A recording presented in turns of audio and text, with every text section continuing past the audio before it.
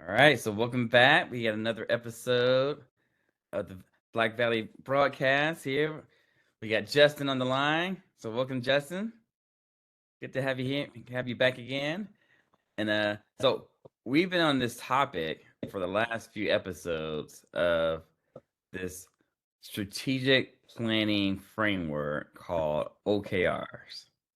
And OKR stands for objectives and key results.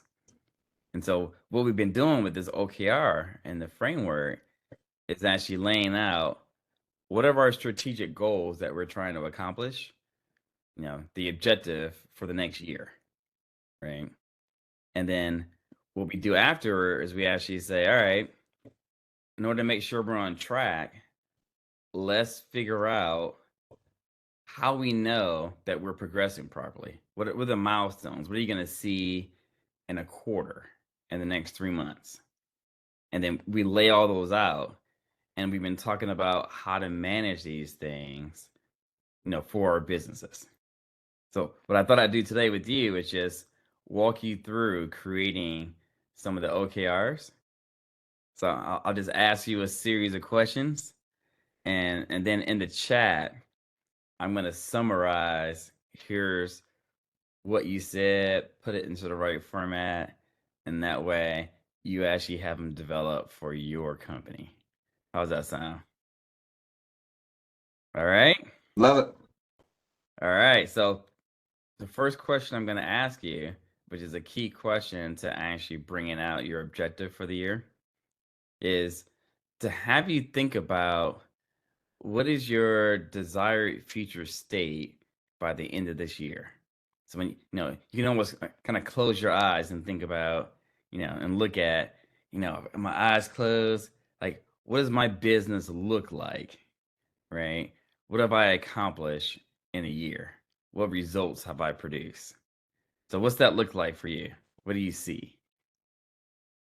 Um, yeah, I'd like to see by the end of this year probably five new clients, um, and uh, three new production opportunities to bring um, probably X amount of money to my business. That's what I would say. So like a few new clients for training, and then another three new clients for production opportunity. Is that clear? A little bit? Is that Yeah, good? Okay. it's perfectly clear. And so what we actually do, so I wrote that in the chat so you can actually see it. Yes, Right. it. And the next question I'm going to ask, again, with OKRs, again, that's your objective, that's what you're trying to accomplish. And what we try to do next is say, what are you actually going to accomplish within the next 3 months? Right. So it's decomposing. If you're going to get five new training clients, and three new production opportunities, what piece of that can you do in the next 3 months? What What do you, piece? Ask that again. What piece of that? What are you referring to? right. So again, if it's going to take you a year to get five new training clients and three new production opportunities, Mhm. certainly you couldn't do the whole thing in 3 months. But what should I see that actually indicates that you've made progress within the next 3 months? Uh, I think you should see maybe a gradual. Uh, you should probably see some opportunities for marketing those opportunities, or maybe just a little bit of groundwork to make sure that those are being pursued. Um, yeah, that's an interesting question. Yeah, Um, it's kind of a tough one, right? yeah. Um, what should I see? You should see an effort towards putting myself, honestly, reorganizing your schedule and giving myself time to pursue the marketability section of what I'm doing. Not the marketability section, but the ability to kind of put myself out there as a salesperson and selling my business. So like you should see time allocated for the marketability of my business. Because I think with the time you would get the ad, with the time focused on giving uh the bringing in and the marketing my service, you will be bringing in multiple, you'll start to add those clients. They'll start to show up and you can get them an opportunity. And I think I peeled probably past my goal if I put the time in for sure. Gotcha. So basically, the next 3 months, you're gonna, basically, we're gonna see from you is kind of this transformation with you in sales mode, right? Yeah, yeah. So you're I am never in sales mode. That's just, it's so hard for me. I'm just not that person. And mhm. so really like a lot of my service is built, and the business behind my service is built from mouth to mouth.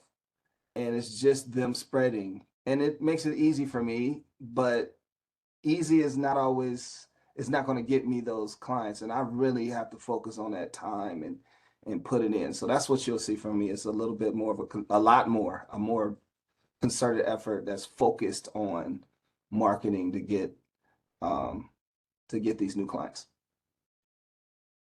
Cool.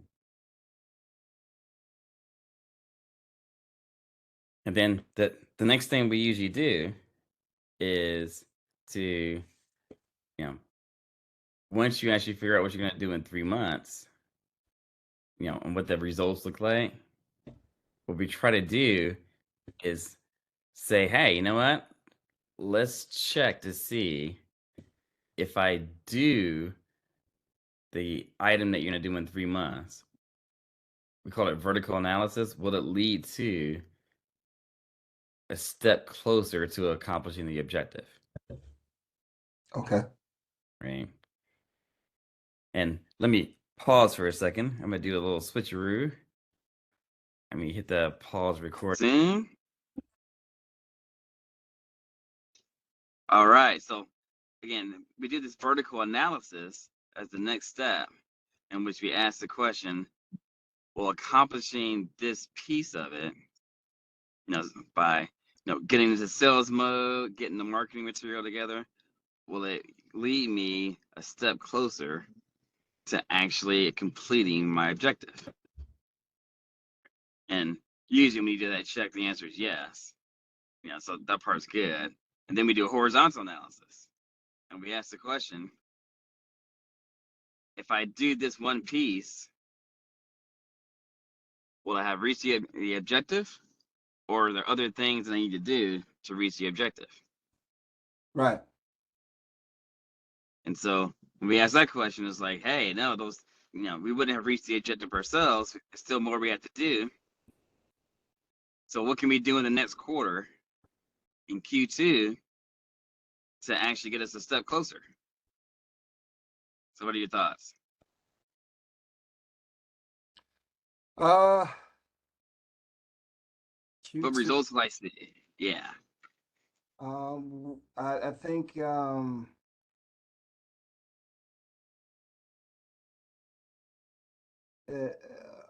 I probably would want to talk to a mentor, or like, like if by Q1 nothing's moving and I get to Q2, I want to do make sure that my sales presentation or my knowledge about who I'm seeking is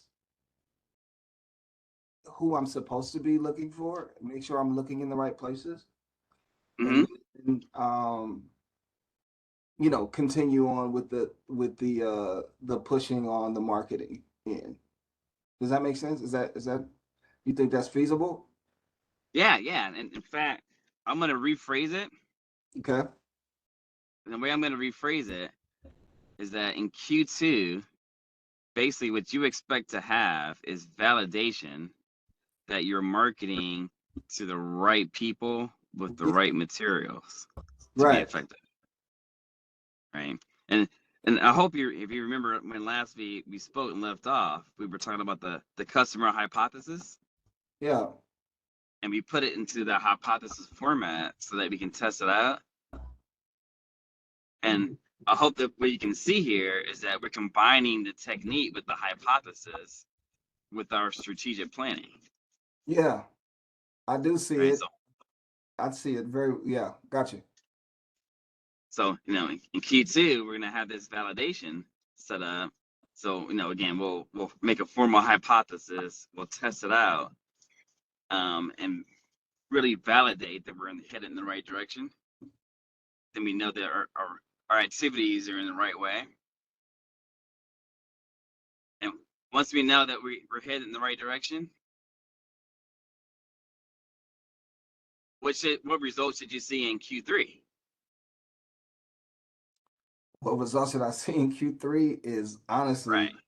by Q3, you should see a little bit of elevated, a few new clients. You probably, um, honestly, with the way the music situation changes, you're probably going to end up with more than the few clients.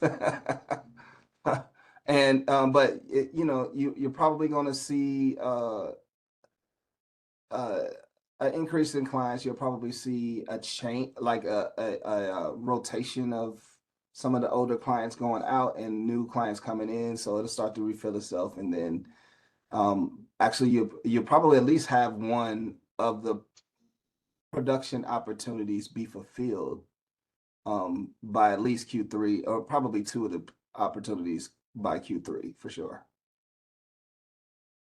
Cool. So basically rephrasing it is like, hey, if I in Q2, if I validated we got the right marketing, we're targeting the right audience, then in Q3 we should see the results of our testing with this thing, and the results should show we actually see, out of our target for the year of 5 new clients, maybe have half, right? So 2 or 3, and Yeah. then out of the new production opportunities, half of those. So you got 1 or 2 of those. Right. And then in that fourth quarter, basically I should see the rest of it. I should see Yes. the remainder, and then I have the whole objective accomplished for the year.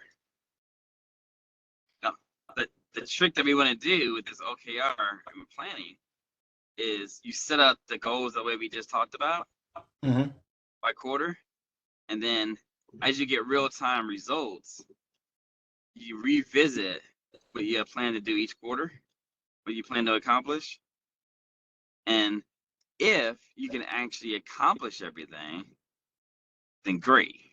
Right. But if you couldn't accomplish everything, you may have to twist it. You may have to change your strategy a bit, change what the results will be to make it more realistic. But you have an active planning, and it's on a continual basis. And doing this type of OKR planning, it helps keep your business focused, but also keeps things realistic. Right. Sometimes without writing it down, without having it planned out per quarter, you're in the business, you're in the weeds, and you sometimes can lose focus on the bigger picture of what you're trying to accomplish. Yes. Yeah. But if I have all this written down, then when I go about my day-to-day planning, I can prioritize making sure that I hit the strategic, most important things to make sure you reach your objectives for the end of the year. And that's what we're shooting for. Right? Yeah.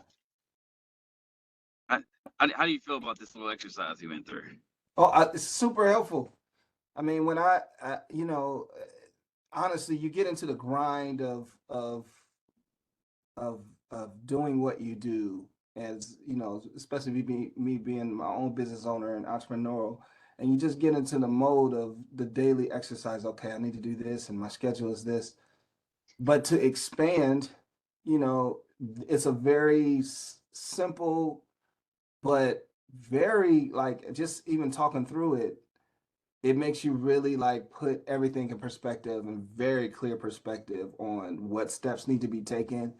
I understand if this doesn't work, I can go back to this and I need to really kind of tweak those things and then go back into the next quarter and see if those changes worked in the approach. And so I think it's really good. It really is. If you're looking for that plan, which all of us should be looking to grow, very, very helpful tool. Yeah, yeah. And you know, the great thing about this is, well, let me contrast it about what I've seen in the past. What I've seen in the past, especially in lots of corporate America, they'll do annual planning. Yeah, So they create this plan at the beginning of the year, and you didn't know everything at the beginning of the year. So things don't go as planned, yeah, and then you're not actually working strategically. All the work you did with that strategic planning for the year, you basically just throw away because it's no longer applicable. yeah. I can see that. Yeah, But in doing it this way, where you're actually kind of doing the analysis and then readjusting each quarter based upon what you actually accomplish, what you actually see, it gives you more power, and it gives you more control over doing things that are realistically going to be in line with where you're at specifically in your business. And that's where you want to be, right? yeah, yeah. You know, and again, it's continual planning. This continual planning is kind of a new paradigm for people. Um, I think that's the part that gets me. Like, you know, when you put your business in a situation where everything is functioning fine, but the continual planning process is it gets lost sometimes because you know I'm just worried about fulfilling my obligations instead of continuing to expand the focus of what you're doing and the growth of your actual. I mean, you already have a fruitful business, but you can expand it so easily with just a small plan like this, and just making sure you're looking at the bigger picture and not just staying focused on that. What I do this hour, what I do this hour, and just being done with it. It's like it gives you that forward thinking focus. So that's the part that's really, really cool to me that I'm even taking. Absolutely. So what we'll do is we'll wrap up this session for right now, and we'll in the next session we'll actually talk about how do you take what we just did, this yearly, quarterly OKR plan, and how do we operationalize it, right? Because again, most times, you know, in the day-to-day running of our operations, we sometimes lose our strategic focus because we're handling things. And so how do we connect the two, right? So we'll do that next time. And thanks everybody for coming out. We'll talk again.